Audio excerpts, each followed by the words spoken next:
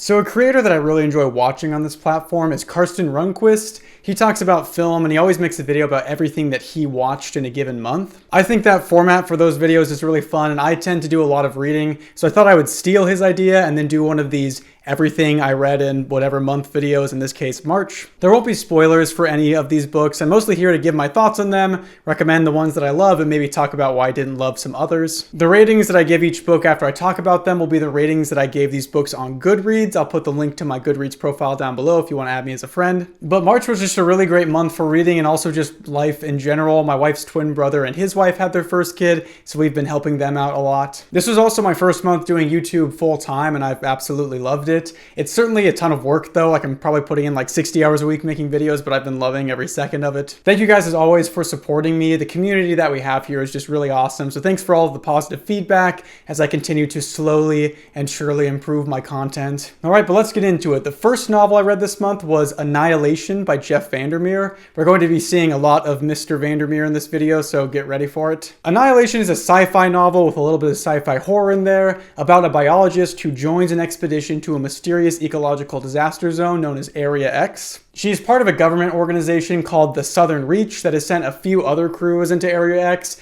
but only a few members of those crews have returned alive. I really enjoyed this book. It's very much centered around our protagonist, and the intrigue of the book comes from the way that she views Area X rather than what is actually observable there. It's a book about understanding who you are, and even more about understanding who you aren't. The biologist is very emotionally detached from the world around her and the reader by proxy. She is written very, very well in my opinion because I started to feel excited and even honored every time she would divulge some new detail about her personal life. You develop a relationship with this person who is so devoted to her field of study so as to feel almost alien to the society that she lives in. It's almost like she belongs to nature instead. And beyond this increasingly sad and hopeful personal drama, there is the psychological horror of Area X. You can never quite pin down what's wrong there, but it all feels very off. There's really only one scene that I would say deals with outright horror in my opinion, but the book feels disquieting because Area X is so mysterious that you never really know what to expect from it. I had seen the movie adaptation of this book a couple of years back. That's one of the reasons why I decided to read this. I think it's a genius adaptation. If you haven't seen the movie yet, then you really should. It's a great piece of sci-fi horror where just enough is explained to you to feel some satisfaction, but you're also kept in kind of constant suspense. The movie is actually very different from the source material, and that was intentional.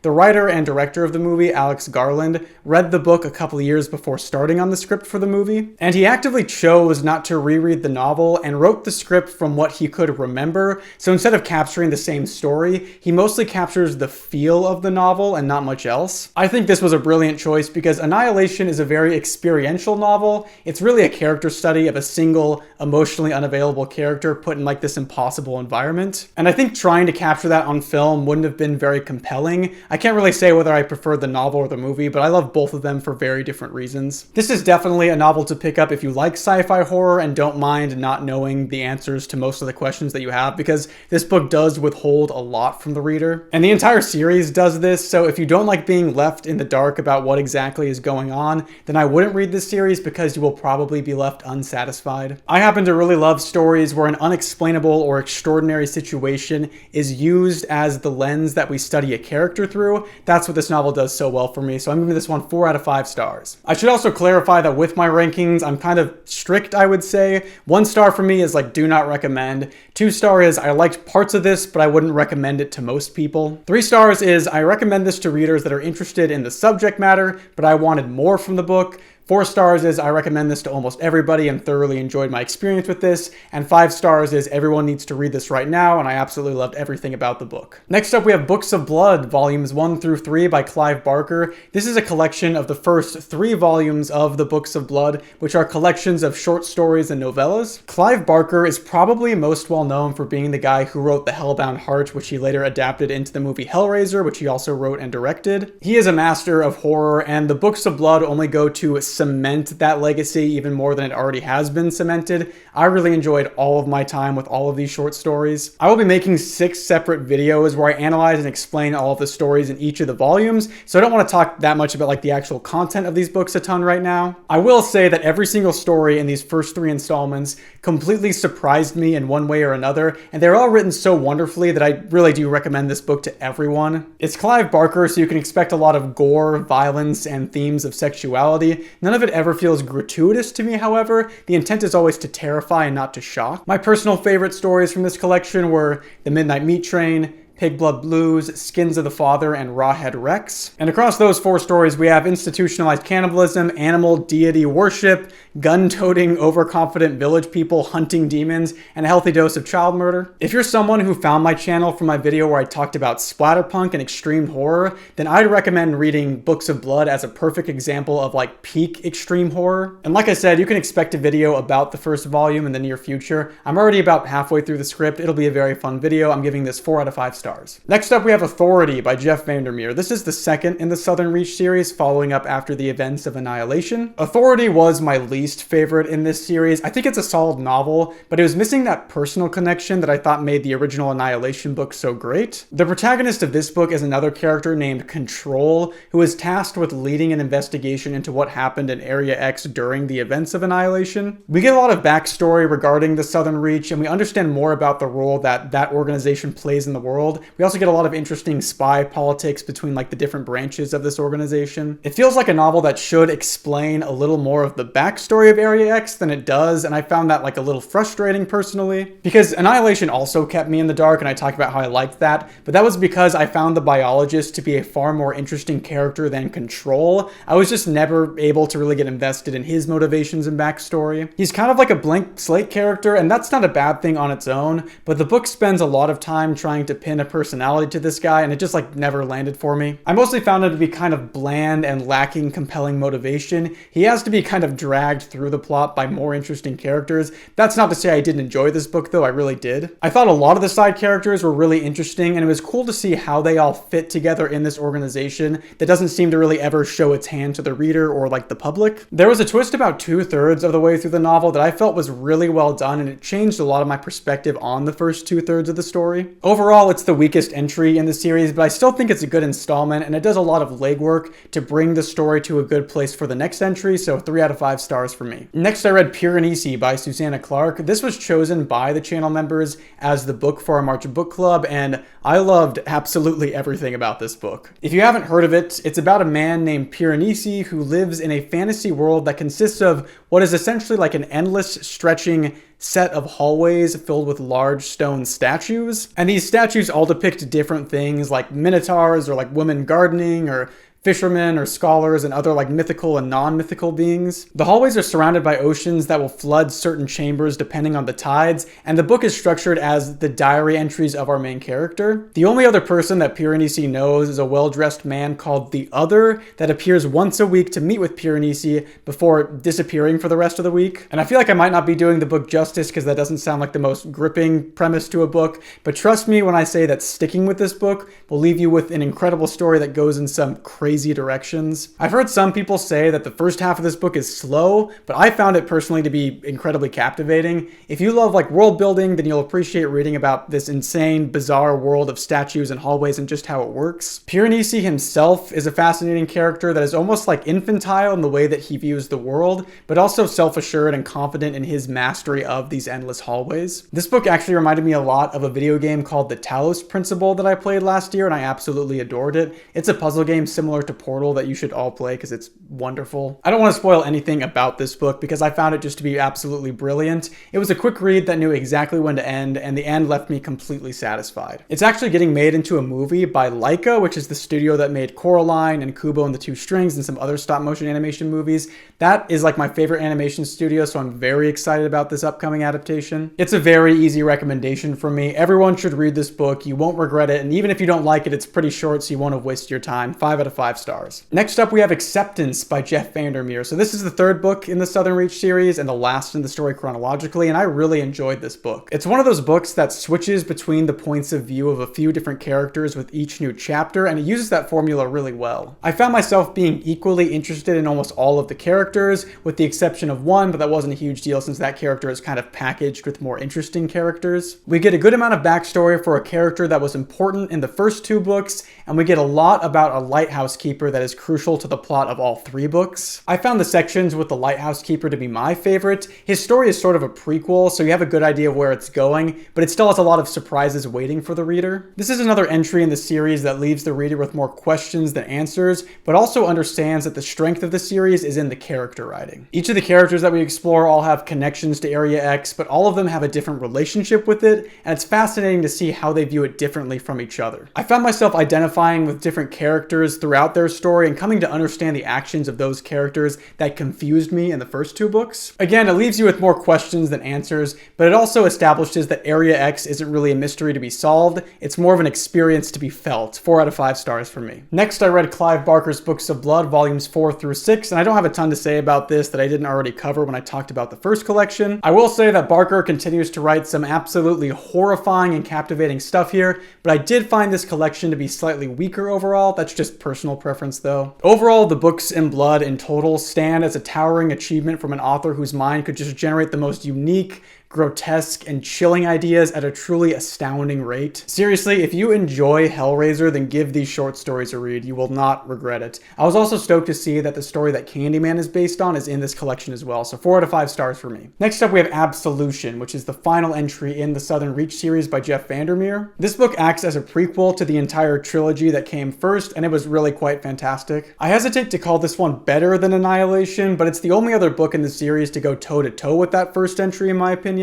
This book kind of feels like it's what Authority should have been. We get a new character who is tasked with investigating what would later become Area X and given a bit of his backstory. And this new character, his name's Old Jim, was so interesting and endearing to me, and I actively rooted for him throughout the novel. His status as seemingly like a pawn to a larger organization was written really well. About 2/3 of the way through the book though, it abruptly shifts to following another completely different character that I absolutely despised at first. I found him incredibly annoying. Old Jim was mostly a wise, measured, careful man who was prone to bursts of impulsivity that seemed to betray his actual nature, but this new character is like the exact opposite of that. He's very loud and annoying and vulgar and brash and arrogant, and I almost stopped reading the book because he annoyed me so much and I was really into Old Jim's story. But if you stick with this annoying character, he actually gets a lot better in my opinion. He never quite mellows out, but his personality turns from annoying to endearing. He provides an angle that we haven't seen before in this series, and you start to understand why he is so manic and how he uses that to protect himself against unwanted emotions. His story also has the most outright horror of the series by far, so if you came to this series for the cosmic horror,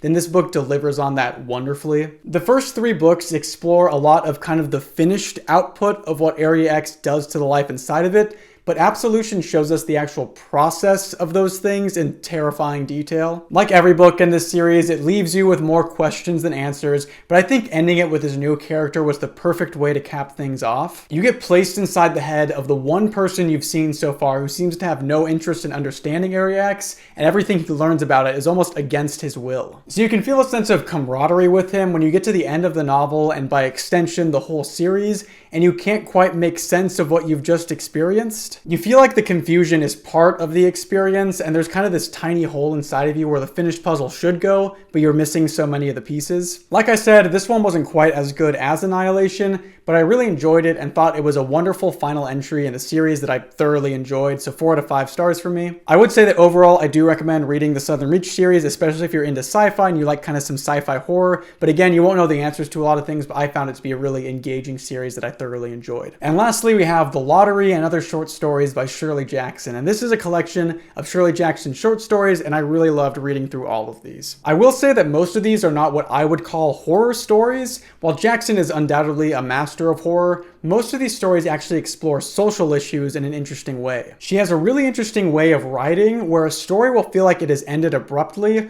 only for you to realize that you had all of the pieces to understand what she is trying to say. She typically only writes exactly what she needs in order to clue the reader into what she's critiquing, and I think that's amazing. If you're interested in early 20th century kind of feminist horror and literature, which you should be, then this is a great place to start. I feel like I could understand a lot of Jackson's frustrations with society. Now, obviously, I can't fully understand them because I'm not a woman, but these stories feel like they were kind of designed to draw attention to the innocuous details in one's life that are the symptoms of larger problems. One of my favorite short stories was A Fine Old Firm, and I'm going to break my rule about spoiling things for this and one other story because I need to illustrate what makes Jackson's writing so good. So if I were you, I would read A Fine Old Firm and 7 Types of Ambiguity because they're both wonderful and thought-provoking, and I want to highlight some of my thoughts on them. A Fine Old Firm reads like a typical conversation between two housewives. They sit and talk about their husbands and sons and what they do where they work. And that's all that really happens in the story. And I've seen some people criticize it as a shallow critique on wealth culture and always trying to be like better than those around you and one up them. But that's not what I got at all from this story. I noticed about 3/4 of the way through that these two women have almost an entire conversation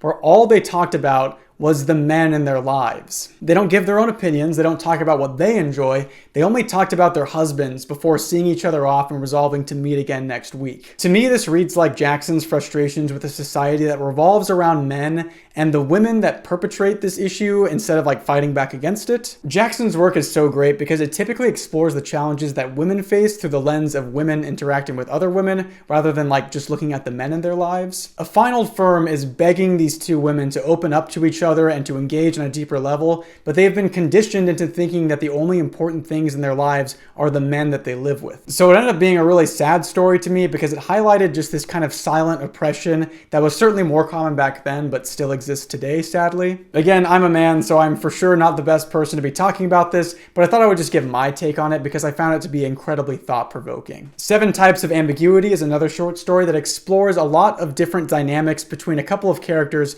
but I want to highlight one moment in particular. The story is about a bookstore owner who is visited by a wealthy couple, and the husband is looking to buy a lot of books because he's interested in getting back into reading. He's lived a life so far that is focused around business and wealth and making more money, and he wants to reconnect with literature, and that is certainly a wonderful thing and certainly a noble pursuit. He isn't able to shake the mindset that has been ingrained into his mind through business and finance and capitalism and all that stuff, and his focus isn't really the content of the literature, but rather simply acquiring it. He is helped by a young student who hangs about the bookstore and is constantly reading a book for sale that he doesn't have the money to quite purchase yet. The bookstore owner keeps the book for him and is pretty confident that no one will buy it, and the student helps the husband pick out several sets of books from famous authors. The husband remarks that he wishes he could have read more, but he needed to focus on his business instead, and he says this several times, and the student gives him a list of authors of which he should buy their sets of books. The husband brings the list to the store owner and asks if he can have the books delivered to him because he doesn't really need them right now. He's mostly just concerned with how they look on his shelf. The student asks the store owner to hold the books that he is saving for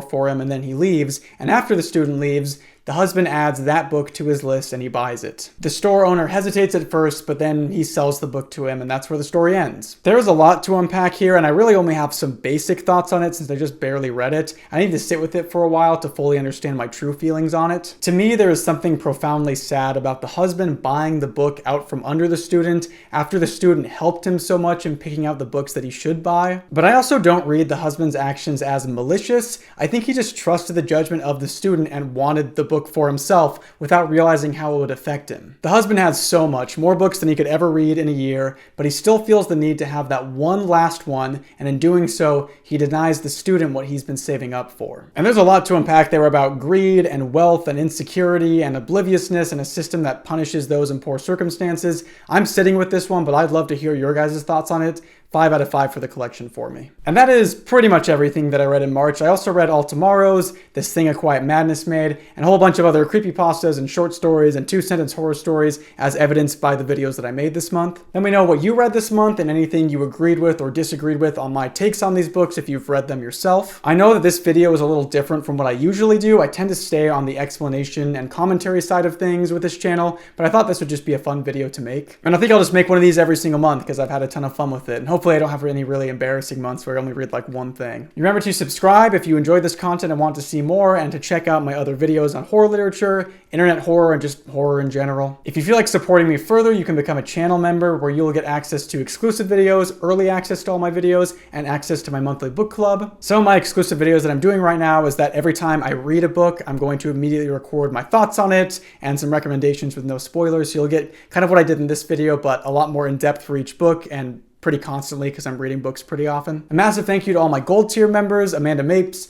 Lucas Fernando, Chris Lamb, Silent Trails, Blue Radio Media, Ezra, Coco Boko, Tyler the Leper, Lex, Vix Corner, B, Pyrocat, Miss Joy 16, Jenna Berry, Cherry Shark, Saddest John, Moonsong Blog, and Starlight Pink. Your support really does mean the world to me. Thank you for allowing me to essentially do this full time right now, because I really do love making this content for you guys and talking about all sorts of bizarre, horrifying, and frightening stuff. Thank you again to everyone for watching. Go add me on Goodreads to see what I'm reading throughout the month, and I'll catch you in the next video. See ya.